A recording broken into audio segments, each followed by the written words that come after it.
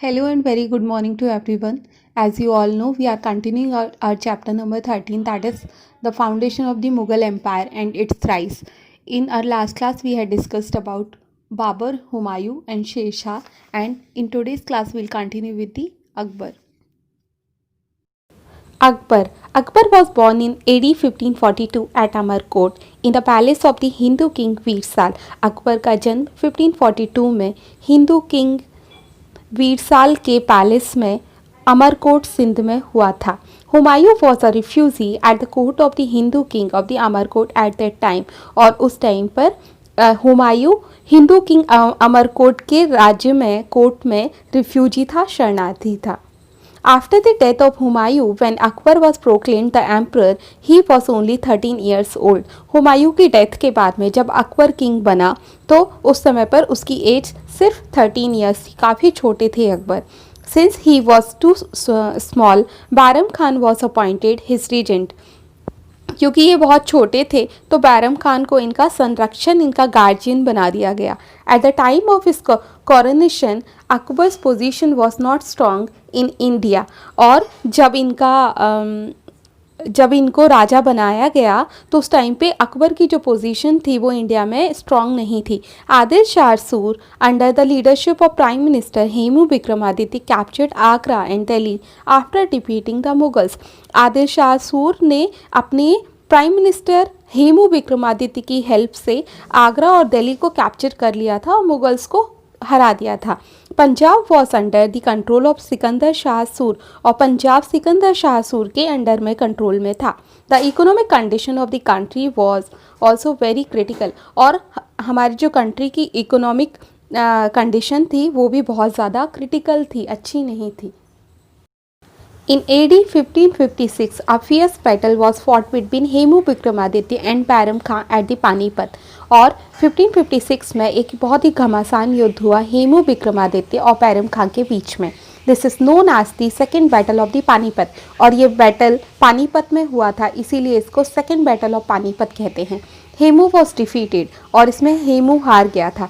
दस Akbar became the master of Delhi and Agra. और इसी के साथ साथ अब अकबर दिल्ली और आगरा के मास्टर बन गए थे. During the next 4 years Bairam Khan enjoyed supreme position in the state as the emperor's guardian and prime minister. और अगले 4 साल तक बैरम खान ने बहुत अच्छी पोजीशन, बहुत सुप्रीम पोजीशन इंजॉय करी अपने राज्य में, क्योंकि वो अकबर के गार्जियन भी थे और वहाँ के प्राइम मिनिस्टर भी थे. इन AD 1560 Bairam Khan went on A pilgrimage. और 1560 में बैरम खान तीर्थ यात्रा पर चले गए, मक्का की यात्रा पर निकल गए. However he was killed on his way in Gujarat. और लेकिन इसके बाद क्या हुआ कि गुजरात में जब वो अपनी मक्का की यात्रा पर जा रहे थे तो गुजरात में ही उनको मार दिया किसी ने. Akbar took the reins of his empire in his own hands. और इसके बाद में अकबर ने अब अपने हाथों में पूरी जिम्मेदारियां ले ली थी राज्य की. Akbar launch a policy of conquest and consolidation of the empire. Akbar ने एक पॉलिसी लॉन्च करी जो थी कनक्वेस्ट एंड कंसोलिडेशन की, मतलब कि किसी राज्य को जीतो और उसको मिला लो, उसको इकट्ठा करो राज्यों को. He annexed various states like Jaunpur, Gwalior, Ajmer and Malwa. और उन्होंने बहुत सारे स्टेट्स को अपने राज्य में मिला लिया, जैसे जौनपुर, ग्वालियर, अजमेर और मालवा को. Victory of the Malwa and Gondwana states. दो states Mandu and Gondwana were 2 important states. उस समय मांडू और गोंडवाना दोनों बहुत इंपॉर्टेंट राज्य थे. Gondwana was ruled by Gond Kings. और गोंडवाना में गोंड किंग रूल करते थे. During the rain of Akbar Rani Durgavati was the ruler of his kingdom. और अकबर के टाइम पर रानी दुर्गावती गोंडवाना राज्य की रूलर थी. Asif Khan attack Gondwana and Rani Durgavati fought very bravely. Asif Khan ने गोंडवाना पर अटैक किया और रानी दुर्गावती ने बहुत हिम्मत के साथ, बहुत ब्रेवली के साथ उन्होंने युद्ध को लड़ा. But when he When she felt that victory is not possible, she ended her life. लेकिन बहुत युद्ध लड़ने के बाद जब उनको ऐसा लगा कि वो हार जाएंगी तो उन्होंने अपने आप को ही मार डाला. To strengthen his position, Akbar adopted the policy of matrimonial alliance with the Rajput.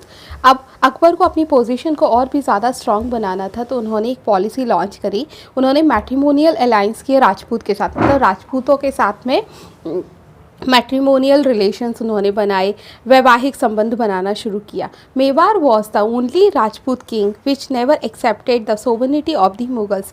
Mewar इकलौता अकेला ऐसा किंगडम, राजपूत किंगडम था जिसने कभी भी मुगल्स की सोवर्निटी को, उनकी संप्रभुता को कभी भी नहीं एक्सेप्ट किया. Battle of Haldi Ghati. In AD 1576, a fierce battle was fought at Haldi Ghati between the famous Rajput king Maharana Pratap and the Mughal army, in which Mughals won the battle. 1576 AD में एक बहुत ही भयानक युद्ध हुआ था जिसको कहते हैं हम हल्दी घाटी का युद्ध.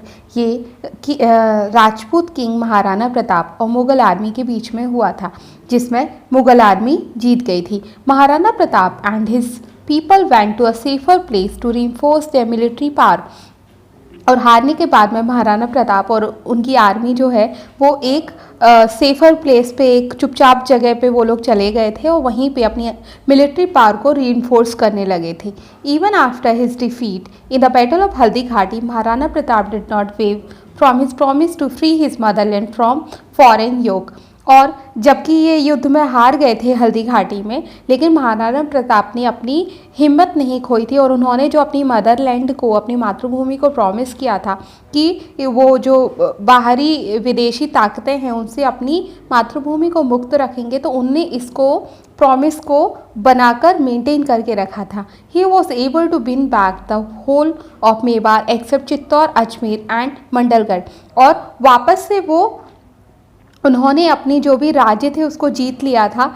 सिर्फ चित्तौड़, अजमेर और मंडलगढ़ जो थे ये रह गए थे और बाकी पूरा मेवाड़ एरिया ने वापस से जीत लिया था. He has become a symbol of Rajput शिवलरी. और ये राजपूत की शौर्यता का एक सिंबल बन गए थे. His name and bravery has become immortal in the Indian history. और महाराणा प्रताप अपनी ब्रेवरी के लिए, अपनी हिम्मत के लिए अपने इंडियन हिस्ट्री में अमर हो गए. Akbar himself used to praise Rana Pratap. और अकबर जो थे वो खुद महाराणा प्रताप की बहुत ज़्यादा तारीफ़ करते थे और उनसे बहुत ज़्यादा इम्प्रेस थे. He left for his heavenly abode in AD 1597 और महाराणा प्रताप 1597 में स्वर्ग सिधार गए. Akbar also conquered Gujarat. अकबर ने गुजरात को भी जीत लिया था. It was an important centre of trade and commerce. और गुजरात उस समय ट्रेड और कॉमर्स के लिए, मतलब बिजनेस के लिए बहुत ही इंपॉर्टेंट सेंटर था. After making further conquest and annexing Kashmir, Sindh, Orissa and Bengal to Mughal empire, Akbar consolidated his position in north India by AD 1595. और उसके बाद में अकबर ने बहुत सारे राज्यों को जीता, जैसे कश्मीर, सिंध, उड़ीसा, बंगाल, इन सबको इसने मुग़ल एम्पायर में मिला लिया था. और 1595 तक अकबर ने अपनी पोजीशन जो है वो नॉर्थ इंडिया में बहुत स्ट्रांग बना ली थी. Then he move to south to attain supremacy over the whole of the India. फिर इसने सोचा कि नॉर्थ में तो पूरा राज्य इनका था ही, क्यों ना मैं साउथ में भी अपना राज्य जमा लूँ और पूरे इंडिया पर सुप्रीमेसी अपनी बना लूँ. He annex the kingdoms of Khandesh, Ahmednagar, Bijapur and Golconda to the Mughal empire. और उसके बाद में उन्होंने अहमदनगर, बीजापुर और गोलकुंडा को भी मुग़ल एम्पायर में मिला लिया. At that time Chand Bibi was ruling over Ahmednagar on behalf of his minor nephew. और उस समय पर चांद बीवी जो हैं वो अहमदनगर पर रूल कर रही थी क्योंकि उनका नेफ्यू जो था वो छोटा था, माइनर था अभी. चांद baby fought bravely and did not surrender till the end. और चांद बेबी के साथ में मुग़ल आर्मी का युद्ध हुआ.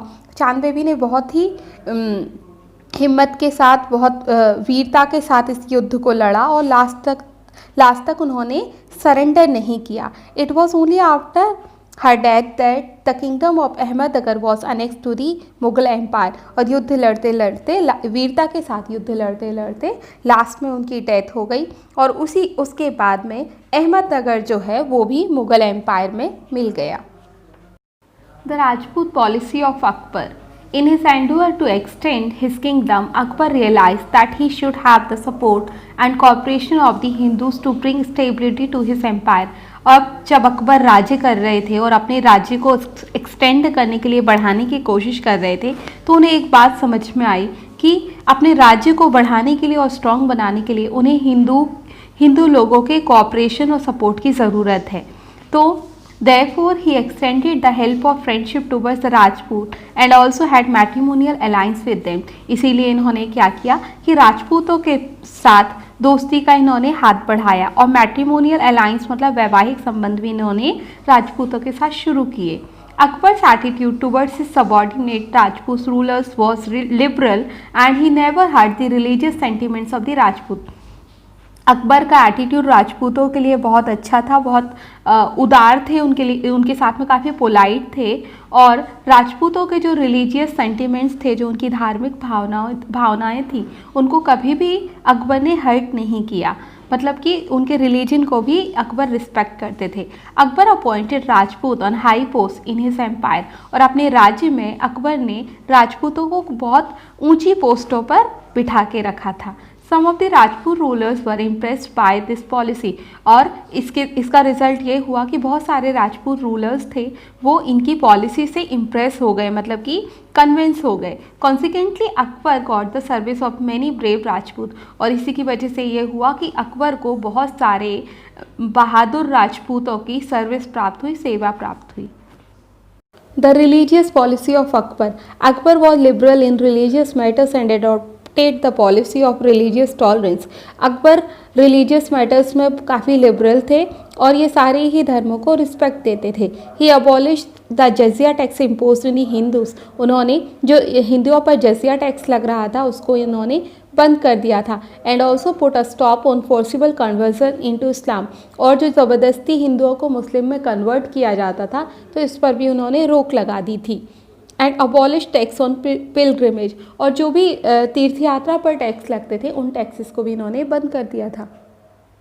इसके बाद उन्होंने डिफरेंट रिलीजन्स के प्रिंसिपल को स्टडी किया और ये कंक्लूज़न निकाला कि सारे धर्म एक ही हैं और इन प्रिंसिपल्स के बेसिस पे उन्होंने एक नया रिलीजन बनाया जिसका नाम था दीन-ए इलाही। दीन-ए इलाही का मतलब था ईश्वर का धर्म, मतलब कि सारे धर्मों के लोगों के लिए एक धर्म बनाया गया। So friends, it was all for today's class. I hope you enjoyed video. अगर आपने अभी तक मेरा चैनल सब्सक्राइब नहीं किया है तो जल्दी से सब्सक्राइब कर दीजिए और वीडियो को लाइक भी कर दीजिए। मिलते हैं नेक्स्ट वीडियो में। Thank you, bye and take care.